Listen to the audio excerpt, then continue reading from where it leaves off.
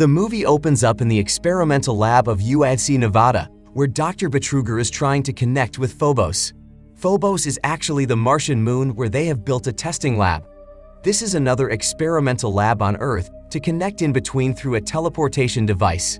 This device originated a few years ago, but no one clearly knows about it.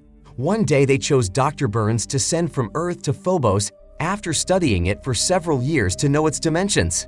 They put the card on the activation machine and asks Dr. Barnes to enter the portal. His half body has been teleported, but half remains in the same portal machine. They are happy to teleport the first human being successfully, but they don't know they have welcomed a calamity. Suddenly, the body of Dr. Burns starts changing into a monstrous creature with bloody eyes. His scream is enough to pierce blood into their ears. The scene changes to the lady who wishes her daughter Joan to remain optimistic and brave throughout her life. She is dead after the birth, and Joan wakes up in a USC armored transport vessel after recalling her mother's words. She is moving to Phobos, and still, 3 hours are left. They are carrying special marine objects from Earth to Phobos. Other crew members except Joan have gone through the same devices, and their effects differ. At the dinner table, they chatter about various topics until Joan comes in. They are super furious at Joan because they have been punished in the device for the sake of Joan. But her ex-boyfriend still supports her. On the other hand, Dr. Betruger connects to his fellow doctor, Khan from Earth, through a video call. They exchange views about Dr. Burns, and the doctor suggests stopping the teleportation process until proper investigation. The process can be riskier this time because the physical and mental condition of Dr. Burns is really unstable. Dr. Betruger is not listening to a word. Instead, give him a shut-up call to stop bragging about the condition of Dr. Burns. He believes that he can sacrifice a few lives for the sake of humanity. He believes that they can discover a new dimension to reside humans. He still wants to continue teleportation. In the meantime, a senior captain narrates the facts about the Phobos, and the discussion ends in a rivalry. Joan has been scolded due to the fact that they are all punished for the mistake of her only. Hence, the captain wants to get back home after this mission. Dr. Betruger wants to teleport by himself because everyone fears the consequences after Dr. Burns. Dr. Veronica assists him all the way to initiate teleportation. They exchange orders with Dr. Khan to activate the device on Earth. He has to follow the orders half-heartedly. After all protocols, Dr. Betruger steps into the device, and suddenly the lab is short-circuited. The lights are gone, and the system starts preparing for the backup. Dr. Veronica finds a knife stabbed in the legs of one of them and rushes towards first aid. However, a horrific growling sound distracts her attention, and she screams to witness the terrific monster. The scene changes to Joan and the team who are about to land on the surface of Phobos. However, they find the entrance close, and no one responds from inside. They requested the entry but got no reply. They have to ensure the safety of Phobos as it is a lab with thousands of experiments related to science and teleportation. They find an emergency entrance, but it is locked yet. The connecting device, Daisy, reports a shutdown of the lab portal while they hear growling voices inside when they request the sound. They are scared to hear that and try to figure out the situation. They find an emergency door and develop an extension bridge to sneak into the lab. Putting on their armor and carrying out their weapons, they all are prepared to fight the monster. Moving In made some revelations about the lab, which includes that the reserve power of the lab is 2% only. This is alarming because it means some unknown invader has consumed the rest of the power. Joan's ex-boyfriend has researched it and knows more about the lab than anyone else. He explains that they have to restore the power to turn on the base again, otherwise it is useless. In addition, they must evacuate as soon as possible if they fail to restore power. Hence, everything in there is giving an alarming check to all of them.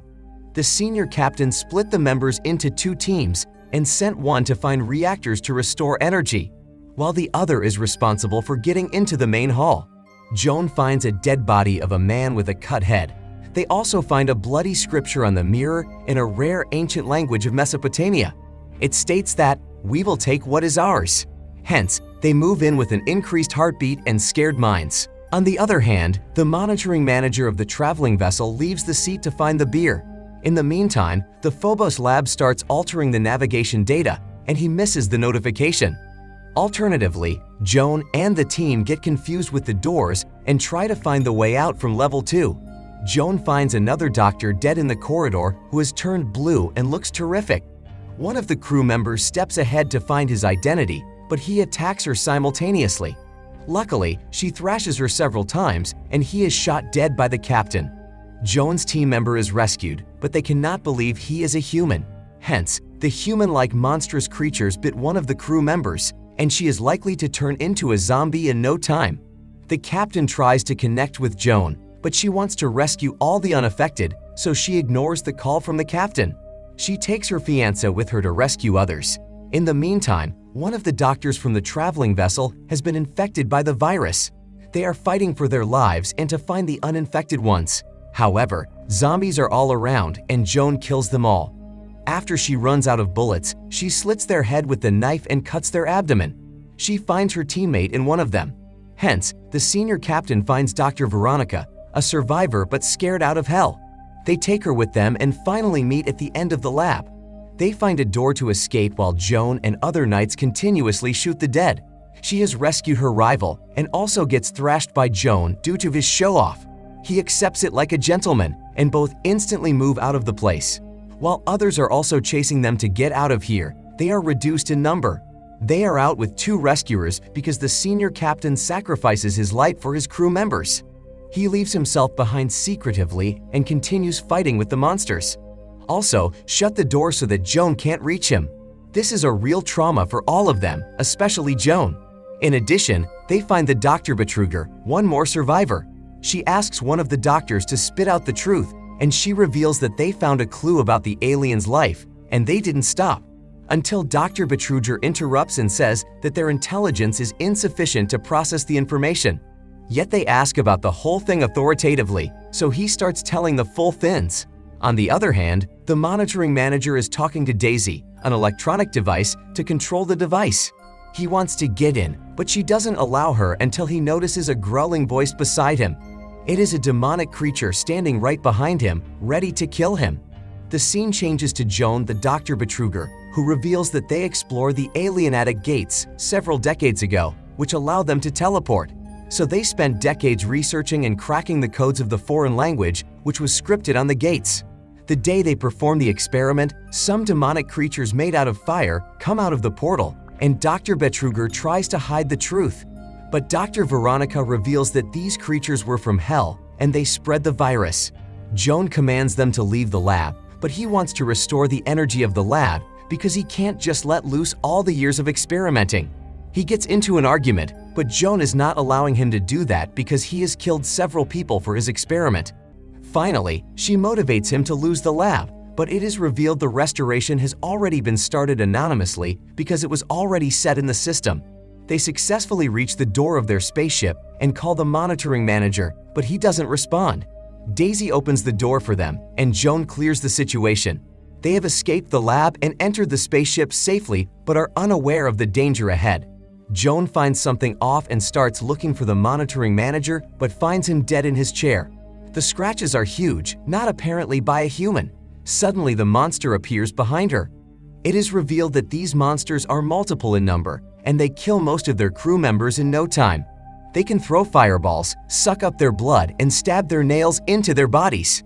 They use all the tricks to kill them. Joan once gets trapped in the monster, and it starts sucking up her blood, leaving her in endless pain. But she manages to escape and tries to save other members as well, but she can't do it. Joan sends Veronica to the basement and asks her to lock the door where she and Dr. Betrüger are safe, while she is fighting a deadly monster upstairs and ends up killing it. The survivors are all in the meeting room. They are out of power, and only 30 minutes are left for them to escape. Dr. Betrüger suggests using the teleportation gates to get out of here, but they are furious to hear about that until Joan makes them realize that this is the only way to be left behind. They move towards the lab and start the procedure. Joan's ex-boyfriend suggests she reconsider the choice because something more dangerous could come out of it, but they have no other option. They enter the reactor room, and her ex-boyfriend knows all about fixing the damage. He initiates the portal after a few minutes, while Dr. Betrüger mentions a recent event when Joan was accused guilty of treason. Also, her team members never supported her. He tries to burn a fire between them, but Joan doesn't say a word. Dr. Betruger is a traitor as he stabs Dr. Veronica and leaves the in-between the monsters to another level. They try to rescue her, but she is badly injured. Also, 2 of them are saved while all the other survivors are dead by the monsters. They kill them with excellent shooting skills. They can't understand where they have come from, but Der Betruger locks the door and leave. He wanted to open the gates but not teleport them to Earth. It was all a lie. They are stuck with injured Veronica, but she reveals a level 4 of the lab for them to look for Der Betruger.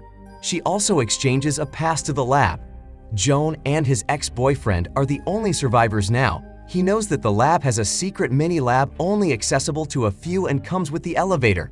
They decide to find the traitor at any cost, otherwise, he would open the portals and more deadly creatures could come out. So they start moving towards the secret lab. In one of the rooms, they find a giant plasma gun with plasma grenades. Of course, Joan takes charge of them and takes them with her. She also expresses her emotions about the recent event. She reveals that she ignored the orders which let the terrorists escape because she thought that she knew the best. But she was wrong and considers herself responsible for this calamity as well. Her boyfriend consoles her and encourages her strength and mind to deal with all of this bravely. Anyhow, they continue moving. They are standing near the elevator, and Joan remembers their first date when they took the stairs because he was scared of elevators. Suddenly, the elevator opens and a monster pulls him in. She tries to save him but can't. Instead, 3 other monsters reach her, but she kills them with the plasma gun. She moves upstairs where the corridor is filled with corpses, and she passes them out with the gun and reaches the lab finally. Dr. Betruger is working on the system, and he is near to activating the teleportation machine. She warns him, but he is not listening to a word. She points the gun at him, but he believes the Earth belongs to the monsters. They gave us language, science, and math.